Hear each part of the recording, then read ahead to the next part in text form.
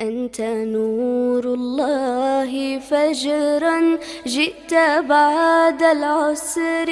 لوگوں سے عزتیں تلاش کرتے ہو تو وہ کیا تمہیں عزت دیں گے؟ وہ تو کل اچھا کہتے ہیں پرسوں برا کہنے لگ جاتے ہیں. لوگوں کے سامنے گڈ بک میں آنا چاہو گے تو وہ تو سویرے تمہارے بارے میں کچھ کہیں گے، شام کچھ اور کہیں گے. اپنی روحانی زندگی آباد کریں، اپنے مسلح کو وقت دیں اور دنیا سے چھپ کر اس موبائل کو بند کر کے اور اپنے آپ سے بھی چھپ کے اور تنہا ہو کے چھپا کے سارا کچھ اپنے آنسو اپنے رب کی بارگاہ میں پیش کریں، اس کے حضور حاضری دیں. سنو نا ترمذی کی حدیث اور اسے یاد رکھنا. نبی پاک علیہ السلام نے فرمایا اپنے دکھ لوگوں کے سامنے نہ بیان کرنا، سیٹھوں نوابوں کو نہ بتاتے پھرنا، دنیا داروں کے سامنے جا کے نہ رونا کہ میں تکلیف میں ہوں. فرمایا اگر دنیا داروں کو دکھ بتاؤ گے رب تمہیں کبھی غنی نہیں کرے گا. اور لوگ ہیں کہ الٹا مذاق اڑائیں گے. آپ کی جس سے بڑی پکی یاری ہے نا، پکی، وہ تب تک پکی ہے جب تک آپ نے 50,000 مانگا نہیں. اور جس وقت آپ نے کہہ دیا کہ میں مجبور ہوں میری مدد کر تو پھر ختم ہو گئی دوستی. لوگوں کی تعلقات آپ کے ساتھ تب تک ہیں جب تک آپ ان سے کوئی ضرورت وابستہ نہیں کرتے. کریم محبوب فرمانے لگے بندوں کے سامنے دکھ نہ بیان کرنا، اللہ تجھے کبھی غنی نہیں کرے گا. تو اپنے دکھ اپنے رب کو بتا، تو دعائیں مانگ، تو اس کی بارگاہ میں حاضر ہو، تو اس کے حضور عرض کر. فرمایا اپنے دکھ اپنے رب کو بتا، وہ جلدی کرے یا دیر سے کرے تجھے ساری دنیا سے بے نیاز کر دے گا، تجھے کسی کا محتاج نہیں رہنے دے گا. اپنے مسلح کو اپنی دعاؤں. ایک بزرگ فرماتے ہیں میں نے دعا مانگنے کا طریقہ اپنی بیوی سے سیکھا.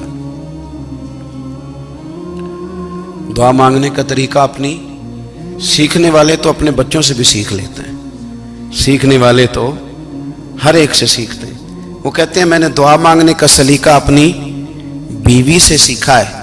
حضرت وہ کس طرح؟ فرمانے لگے میری بیوی نے نا مجھے کوئی کام بتایا، کچھ پیسوں کی ضرورت کے لیے کہا، تو میں نے اسے کہا کہ بھئی ابھی میرے پاس نہیں ہے، کچھ دنوں میں آتے ہیں تو میں دے دوں گا. عورتوں کی عادت ہوتی ہے وہ بار بار یاد کراتی ہیں. 2-4 دنوں کے بعد پھر اس نے کہا حضرت وہ میں نے کہا تھا کچھ پیسے، میں نے اسے کہا کہ ابھی میرے پاس نہیں ہے، کچھ دنوں میں ملتے ہیں تو میں تمہیں دے دوں گا. اس نے کچھ دنوں کے بعد پھر کہا حضور وہ میں نے کچھ پیسے کہے تھے.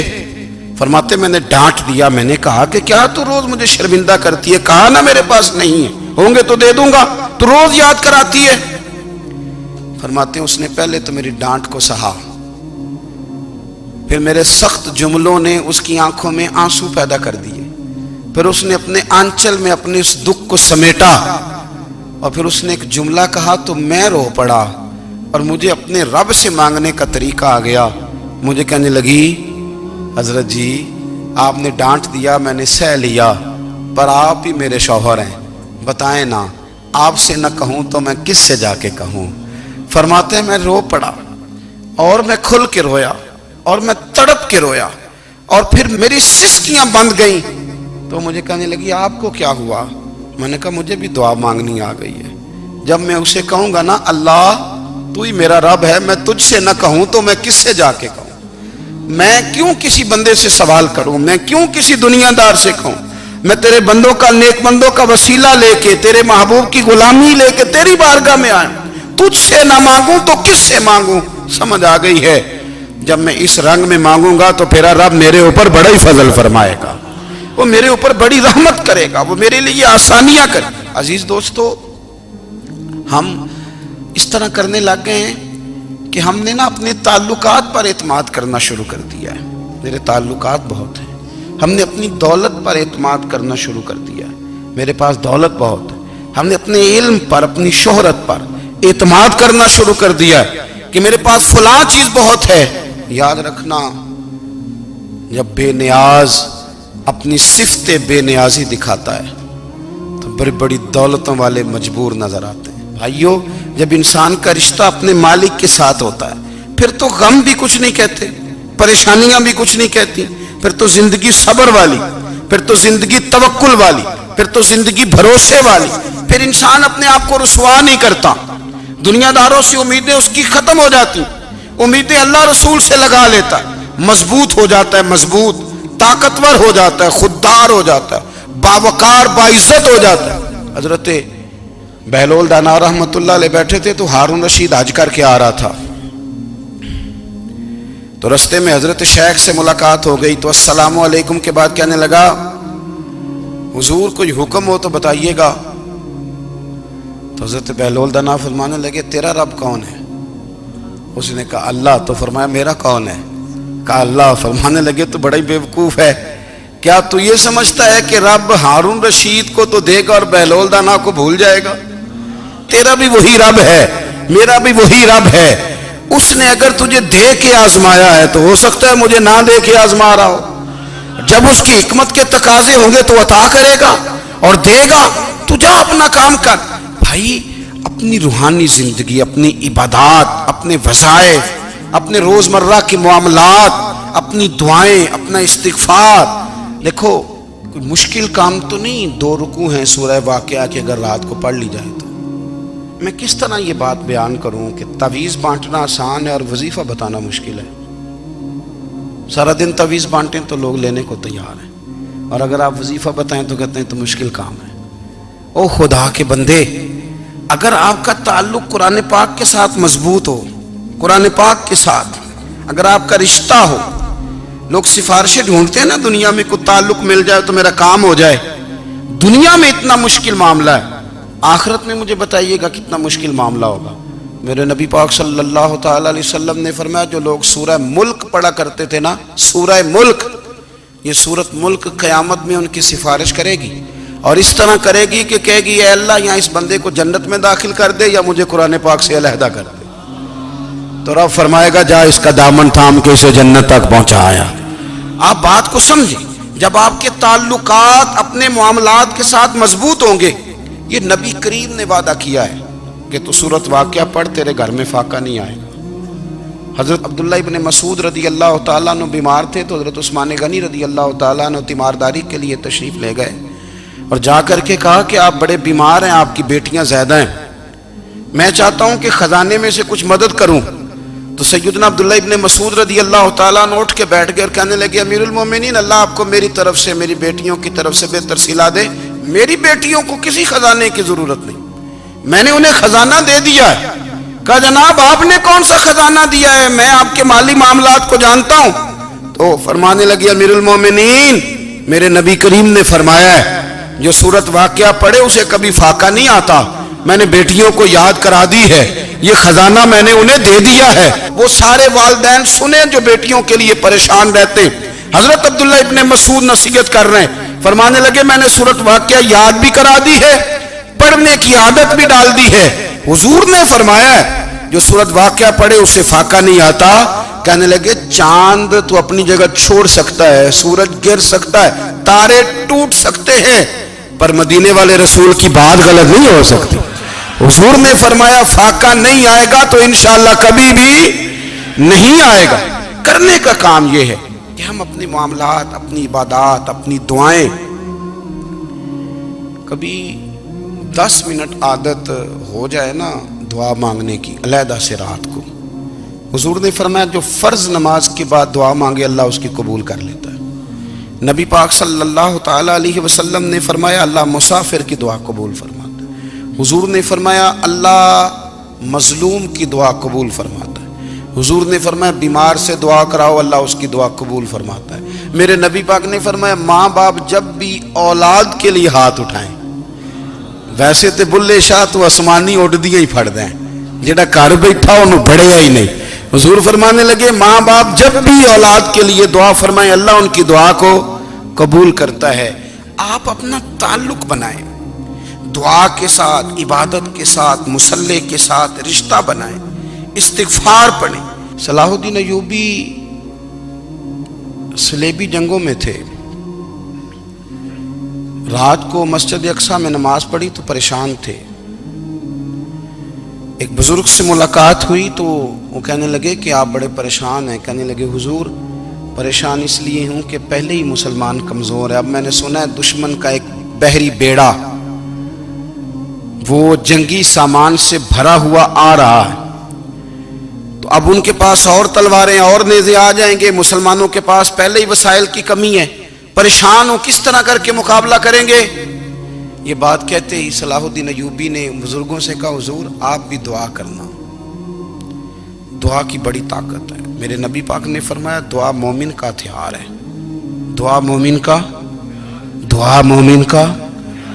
حضور نے فرمایا تقدیر کو سوائے دعا کے کوئی چیز نہیں بدل سکتی، دعا مومن کا ہتھیار ہے، یہ کافر کے پاس کوئی نہیں، یہ ہتھیار ہے مومن کا۔ اللہ کرے آپ کو سمجھ آئے، پھر سنیں، کئی بار کہہ چکا ہوں یہ ہتھیار ہے۔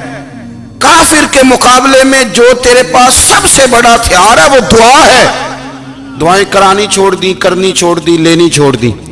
حضرت سیدنا انس بن مالک رضی اللہ تعالیٰ عنہ فرمایا کرتے تھے میں نے وہ رنگ دیکھا ہے جب حضور دعا مانگتے تھے اور حضور کی مقدس آنکھوں میں آنسو بھی ساتھ ہی بہا کرتے تھے، میں نے وہ انداز دیکھا ہے۔ تو صلاح الدین ایوبی بزرگ سے کہنے لگے آپ بھی دعا کیجیے، اور خود رونے لگے اور سر سجدے میں رکھ کے رونے لگے، اور عشاء سے لے کر فجر تک روئے، خوب روئے۔ صبح وہ بزرگ آئے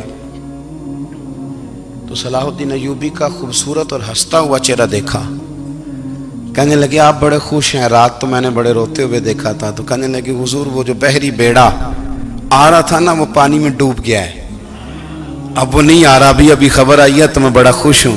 بزرگ کہنے لگے اٹھ سینے سے لگ اور سن ایک بات، وہ بحری بیڑا پانی میں نہیں ڈوبا، وہ تیرے آنسوؤں میں ڈوب گیا ہے۔ وہ جو تو رات رویا ہے نا رب کریم کی بارگاہ میں تو وہ ڈوب گیا ہے۔ حضرت عائشہ صدیقہ رضی اللہ تعالیٰ عنہ فرماتی ہیں ایک عورت تھی اور اسے نبی پاک صلی اللہ تعالیٰ علیہ وسلم نے نا وہ کلمہ پڑھ کے مسلمان ہوئی، مدینہ طیبہ آ گئی تو حضور نے مسجد نبوی شریف میں اس کے لیے مکان، ایک سادہ سا کمرہ ساتھ مسجد کے بنوا دیا، وہیں رہنے لگی۔ اکثر وہ سیدہ طیبہ کے پاس آتی تو حضرت عائشہ صدیقہ رضی اللہ تعالیٰ عنہ فرماتی ہیں وہ بڑی باتیں سناتی اور آخر میں کہتی وہ ہار والا دن بھی بڑا عجیب دن تھا اور میرے رب کی قدرتوں کا دن تھا، وہ بھی بڑا عجیب دن تھا۔ سیدہ عائشہ صدیقہ رضی اللہ تعالیٰ عنہ ایک دن فرمانے لگی کہ تو ہار والے دن کا بڑا ذکر کرتی ہے، وہ کیا دن تھا؟ تو خاتون کہنے لگی اماں جی وہ دن تھا جب میرے رب پر بھروسہ اور مضبوط ہو گیا، جس دن میرا اپنے رب پر توکل اور بڑھا، میرے ایمان میں یقین میں اور پختگی آئی۔ کہنے لگی میں ایک گھر کی کنیز تھی، نوکرانی تھی، اس گھر میں ایک بچی تھی جس کے پاس سونے چاندی ہیرے جواہرات کا ہار تھا۔ اس زمانے میں نا چمڑے کے اوپر لوگ ہیرے جواہرات لگاتے تھے، کئی دفعہ سرخ رنگ کے چمڑے پہ لگائے جاتے تھے، وہ بچی پہنتی تھی تو کہتی ہوں بچی کے اس نے اتار کے رکھا یا اس سے گرا وہ ہار تو چیل اسے اٹھا کے لے گئی گوشت سمجھ کے اور میرے سامنے اٹھا کے لے گئی۔ گھر والوں نے مجھ سے پوچھا، یہ بخاری میں موجود ہے، گھر والوں نے پوچھا مجھ سے کہ وہ ہار کہاں ہے تو میں نے کہا چیل اٹھا کے لے گئی۔ گھر میں کچھ چوری ہو جائے تو سب سے پہلا الزام کس پہ لگتا ہے؟ ملازمین پہ۔ کہتے انہوں نے مجھے بڑا مارا، بڑی تکلیف تھی، حتیٰ کہ میری شرمگاہ تک کی تلاشی لی، میری عزت اتنی خراب کی میں بتا نہیں سکتی۔ میں نے اپنی زندگی میں ایک واقعہ دیکھا، ایک امیر گھر میں چوری ہو گئی، ملازم کو اتنا مارا کہ وہ چارپائی پہ پڑ گیا، پولیس والوں سے اتنی مار پروائی گئی کہ وہ بیچارہ چارپائی پہ پڑ گیا، اور پھر وہ اتنا بیمار ہوا اور کچھ دنوں کے بعد پتہ چل گیا کہ چور تو اپنا بیٹا ہے ان کا، پھر اس کا انتقال ہو گیا۔ اب وہ سیٹھ صاحب اور گھر والے آ کے نا مرنے والے کے کان میں معافیاں مانگ رہے ہیں، کان میں۔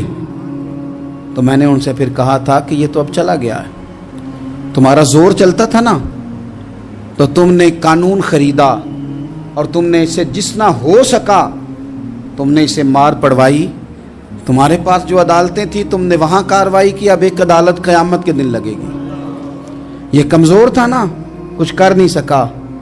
میرے نبی پاک صلی اللہ علیہ وسلم نے فرمایا سن لو، اگر سینگ والی بکری نے بغیر سینگ والی بکری کو تکلیف دی ہوگی نا تو قیامت کے دن اسے بھی بدلہ دینا پڑے گا کہ تیرے پاس سینگ تھے اور تو نے اسے مارا تھا۔ وہ خاتون عرض کرتی ہے سیدہ عائشہ کی خدمت میں کہ مجھے بڑا مارا، مجھے تکلیف دی، میں کہہ رہی تھی کہ میرے سامنے چیل لے گئی ہے پر وہ نہیں مان رہے تھے، اماں جی انہوں نے مجھے بڑا مارا۔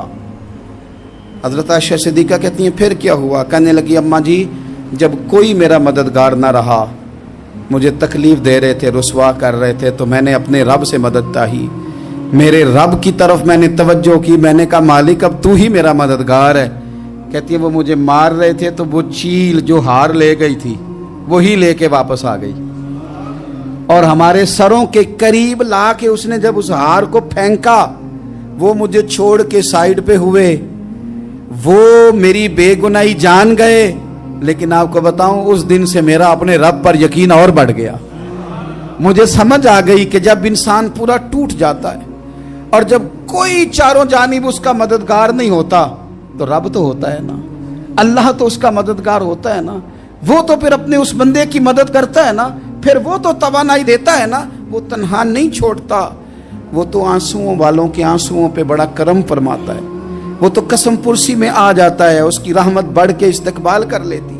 او میری ملت کے جوانوں، مزہ نہیں آ جاتا جب ساری دنیا سوئی ہو، ساری دنیا، اور بستر بھی گرم ہو اور نیند بھی پورا غلبہ کر رہی ہو، اور اچانک گھنٹی بجے دماغ میں، آنکھ کھلے، گھڑی پہ نظر پڑے، 3:30 4 بجے کا پیغام گھڑی بتائے، اور کوئی چڑھتی جوانی والا اٹھ کے وضو کرے، اور جب وہ مصلی کھول کے بچھائے تو مدینے والے محبوب کہتے ہیں کہ ہر نماز پہ رب ثواب دیتا ہے، اور جو اٹھ کے تہجد کی نماز پڑھے اسے دیکھ کے تو رب مسکراتا ہے، جو اس کی شان کے لائق ہے، جو اس کی شان کے لائق، وہ مسکراتا ہے، خوش ہوتا ہے کہ میرا بندہ تہجد میں اٹھ گیا، وہ مسکراتا ہے۔ کاش ہماری صبحیں کبھی اپنے مالک کے نام ہو جائیں، کاش کے صبحیں۔ حضرت ابو الحسن رحمۃ اللہ تعالی علیہ حضرت معاذ ابن جبل رضی اللہ تعالیٰ عنہ کے پاس بیٹھا کرتے تھے، فرماتے ہیں ان سے جو پیار بڑھا تو پھر میرا مصلی سے بھی بڑھ گیا۔ تابعین فرماتے ہیں صحابی رسول سے محبت ہوئی تو ذکر سے بھی ہو گئی، پھر درود شریف سے بھی ہو گئی، محبت ان سے بڑھی تو پھر اللہ نے مسجد کا پیار بھی بڑھا دیا۔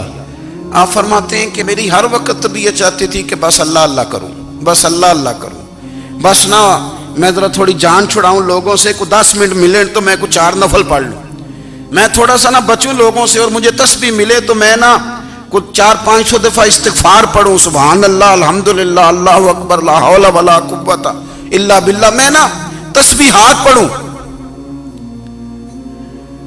فرماتے ہیں کہ بچے تھے گھر میں 6-7، غربت تھی، کام ملتا کوئی نہیں تھا، اور میں کام چور نہیں تھا، کام ڈھونڈتا تھا، پر اللہ کی قدرت کے کام نہیں ملتا تھا۔ فرماتے ہیں کہ میں نے ایک دن اپنی اہلیہ سے کہا کہ آج میں پھر جاتا ہوں کام ڈھونڈنے، تو میری بیوی بڑی فرما بردار تھی، پر اس دن نہ غربت کے ہاتھوں تنگ آ کے کہنے لگی آج نانا کوئی تو چیز لے کے آیا، تو مجھ سے بچوں کی بھوک نہیں دیکھی جاتی ہے، سب روگاں دا روگ محمد جس دا نام غریبی، کنڈ بلا کے لنگ جاندے نہیں دوست یار قریبی، آج نہ کچھ لے کے آیا تو میں بچے لے کے میکے چلی جاؤں گی۔ شیخ فرماتے ہیں کہ میں بڑا پریشان گھر سے نکلا، پر میں نے صبح سے لے کے زور تک کام ڈھونڈا، کام ملا کوئی نہیں، تو میرے دل میں خیال آیا چلو کام نہیں ملتا تو اللہ اللہ تو کرے نا، چلو بندوں کی مزدوری نہیں ملتی تو رب کریم کی عبادت ہی کرتے ہیں۔ فرماتے ہیں کہ میں نے نا فرات کے پانی سے وضو کیا، نہر کے، شدید دھوپ تھی، ساتھ ریت تھی اور ریت تپ رہی تھی، میں نے اپنا رومال وہیں مصلی کے طور پر بچھا لیا، اور فرماتے ہیں کہ زور سے لے کر عصر تک نماز پڑھی، دھوپ بھی پورے زور پہ، پر میرے سجدے کا ذوق بھی پورے زور پہ۔ فرماتے ہیں سورج بھی چمک رہا ہے اور رب کی عبادت کا ذوق بھی پورے زور پہ، میں سجدہ کروں تو پھر میرا اٹھانے کو جی نہ چاہے۔ میرے استاد لکھا کرتے تھے، یہ ان کا شعر ہے، وہ کہا کرتے تھے مجھے سوز دے، مجھے ساز دے، اور مجھے نیم شب کا نیاز دے، دم سجدہ خود کو میں توڑ دوں، مجھے ایسا ذوق نماز دے، اور میں تیری بہار کا پھول ہوں، میں کھلا بھی ہوں تو تیرے لیے، مجھے میری شاخ سے توڑ لے، مجھے اپنی زلف کا ناز دے۔ بھائی فرماتے ہیں کہ عصر تک میں نے نفل پڑھے، دل ڈھلنے لگا، عصر کی نماز پڑھی اور میں وہاں سے چلا۔ اب میں جب نکلنے لگا تو دل میں خیال آیا کہ چھوٹی چھوٹی دیواریں ہیں گھر کی، بغیر کچھ لیے جاؤں گا تو بیوی دور سے دیکھے گی تو شور کرے گی کہ پھر خالی ہاتھ آ گیا ہے۔ کہتے میں نے اپنے اسی رومال میں جس پہ میں نے نماز پڑھی تھی نا، رومال میں کیا عقیدے پنجابی جو صافہ کہتے ہیں، اسی میں نا میں نے کچھ ریت بھر لی کہ وہ دور سے دیکھے گی تو سمجھے گی کچھ لے کے آیا ہے، چلو جا کے اسے بتا دوں گا کہ آج پھر مزدوری نہیں ملی۔ کہتے ہیں وہ ریت لے کر جب میں گھر میں گیا تو پہلے بیوی دروازے پہ کھڑی ہوتی تھی، پوچھتی تھی خالی ہاتھ آ گئے ہو؟ آج میں نے دیکھا تو ہے ہی کوئی نہیں۔ فرماتے ہیں میں اندر داخل ہوا، سلام لیے، کونے میں نے وہ رومال رکھ دیا اور میں نے آواز دی کہ بھلی مانس کہاں ہو؟ تو وہ کہنے لگی آپ منہ ہاتھ دھو لیں، میں روٹی لے کے آئی۔ میں نے کہا روٹی کہاں سے آ گئی؟ یہاں تو کئی دنوں کے فاقے، تو کئی دنوں کی غربت ہے، یہاں تو اس گھر میں تو فقیری ہے۔ فرماتے ہیں کہ وہ روٹی لے کے آئی اور اس وقت کی جو موجودہ نعمتیں تھیں، سمجھ لیں سلاد، اچار، ہر چیز ساتھ لائی۔ میں نے کہا کہ بچے کہاں گئے؟ کہنے لگی وہ کھانا کھا کے کھیلنے گئے، آپ کھانا کھا لیں آ جاتے۔ کھانا اس نے چن دیا۔ میں نے حیرت انگیز لہجے میں ساری نعمتیں اپنے دسترخوان پہ دیکھ کر کے بیوی سے پوچھا یہ کہاں سے آیا کھانا؟ بچوں کو تو نے کہاں سے کھانا کھلایا؟ یہ سارا کچھ کیسا ہے؟ تو کہنے لگی پتہ نہیں آج آپ کس کریم کی مزدوری کرنے چلے گئے تھے، پتہ نہیں کس کریم کی، میرے گھر میں تو اتنی نعمتیں آئی ہیں کہ مجھ سے سنبھالی نہیں جا رہی، اتنا اناج ہے، اتنا گندم ہے، کس کریم کے دروازے آج چلے گئے تھے؟ یہ کہتے کہتے وہ اٹھی اور اٹھ کر کے کہنے لگی پہلے بڑا کچھ آیا تھا، اب کیا لے آئے ہو؟ اور جا کر کے نا اس نے وہ ریت والا رومال کھولا، کہنے لگے میں تو لے کے آیا تھا ریت، تو میرے رب نے اسے بھی سونے اور ہیرے بنا دیا تھا۔ جب آپ کی توجہ اللہ کی جانب، میرے نبی پاک صلی اللہ تعالی علیہ وسلم نے فرمایا ہر چیز اپنے رب سے مانگ، ہر چیز مانگ، ہر چیز مانگ۔ یا رسول اللہ کیا کچھ؟ میرے محبوب نے فرمایا تیرے گھر میں نمک بھی ختم ہو جائے تو وہ بھی اپنے رب سے مانگا کر، تو مانگنا وہ تجھے دے گا، تو اس کی بارگاہ میں کشکول طلب دراز تو کرنا۔ اور ترمذی شریف میں عجیب لفظ ہے، رسول کائنات نے فرمایا، رب کریم فرماتا ہے جب میرا بندہ ہاتھ اٹھاتا ہے نا تو مجھے حیا آتی ہے کہ میں خالی کیسے لوٹا دوں اس کے۔